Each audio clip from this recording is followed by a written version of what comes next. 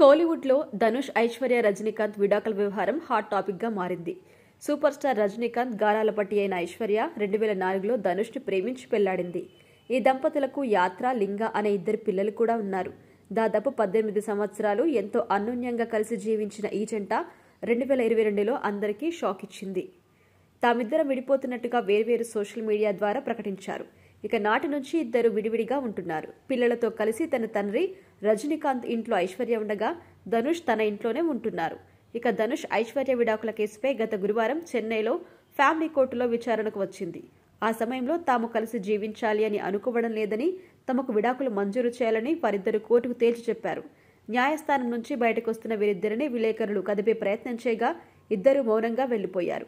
ప్రస్తుతం Dhanush Tollywood creative director Shekhar Kammula దర్శకత్వంలో తెరకెక్కుతున్న కుబేరా అనే సినిమాలో నటిస్తున్నారు. ఈ సినిమాలో అక్కినేని నాగార్జున కీలక పాత్ర పోషిస్తుండగా రష్మిక హీరోయిన్ గా నటిస్తున్నారు. ఇక ఐశ్వర్య విషయానికి వస్తే ప్రస్తుతం తన తండ్రి రజనీకాంత్ హీరోగా నటిస్తున్న లాల్ సలాం అనే సినిమాకి దర్శకత్వం వహిస్తున్నారు. గతంలో ఈ సినిమా షూటింగ్ అయిపోయినట్టుగా వార్తలు రాగా మళ్లీ తిరిగి పట్టాలెక్కినట్టుగా తెలుస్తోంది.